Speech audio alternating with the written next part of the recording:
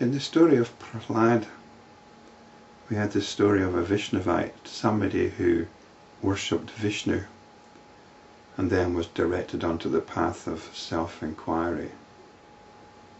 Earlier on in section 6, we had Vasistha himself as a Shivite, worshipping Shiva, and Vasistha practiced self-enquiry. He was directed to self-enquiry. In section 5 we had the story of Bhishunda the crow, who was a great yogi and practiced pranayama and taught pranayama. But the pranayama culminated in self-enquiry.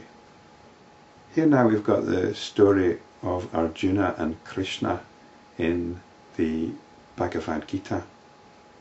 This is a small part of the great epic, the Mahabharata, and it's a prelude to a battle, an internecine battle between members of the same family.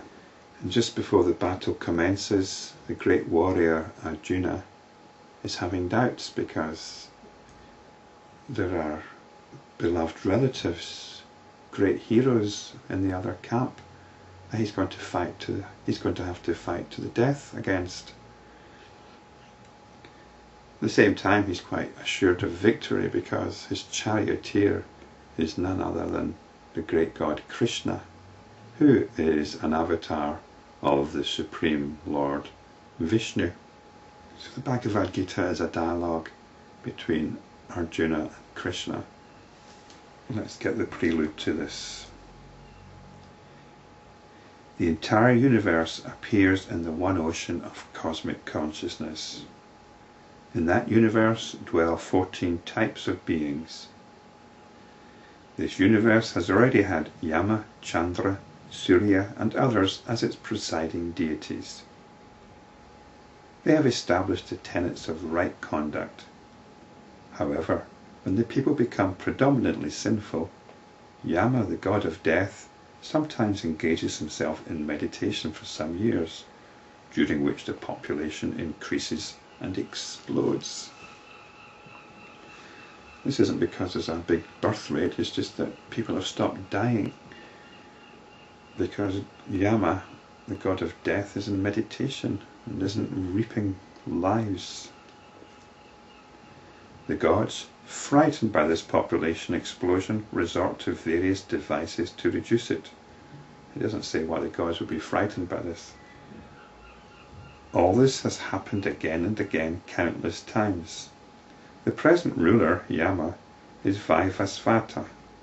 He too will have to perform meditation for some time.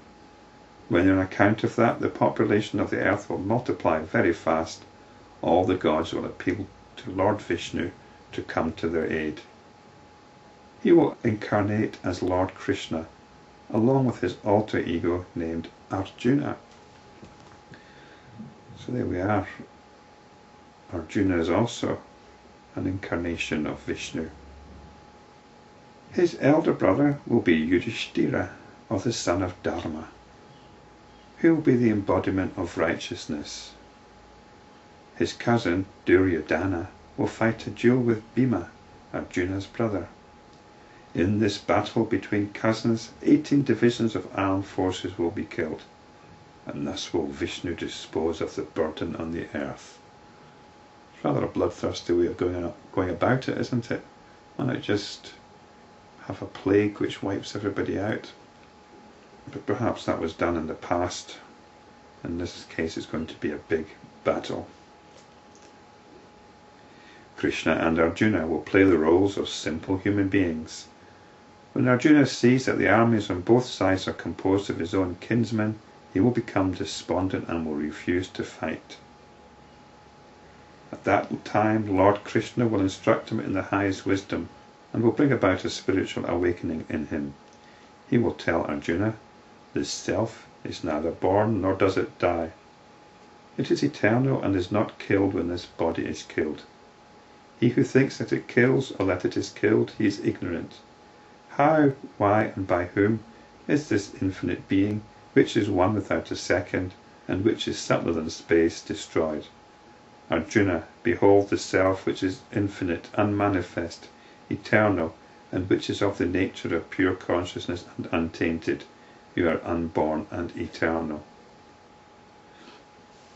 Okay, that's fair enough. But I just wonder where this is leading.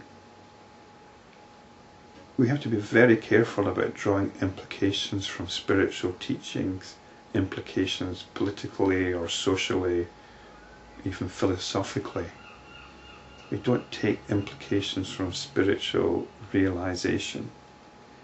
There's a very dangerous possibility here that Krishna is giving Arjuna this teaching, not for the sake of the teaching, but to encourage him to go out there into the battlefield to slay his kinsmen.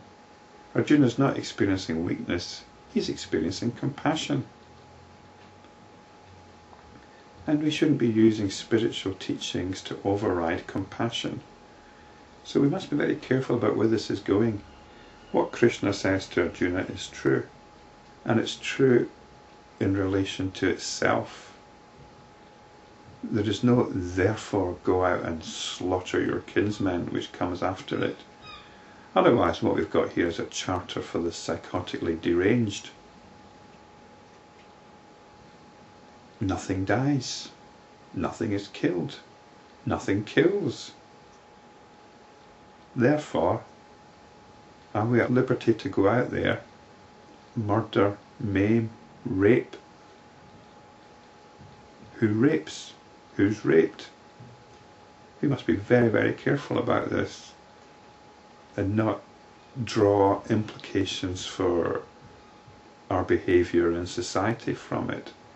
The spiritual teachings are their own justification. They're not a justification for anything else. So let's be quite certain about that.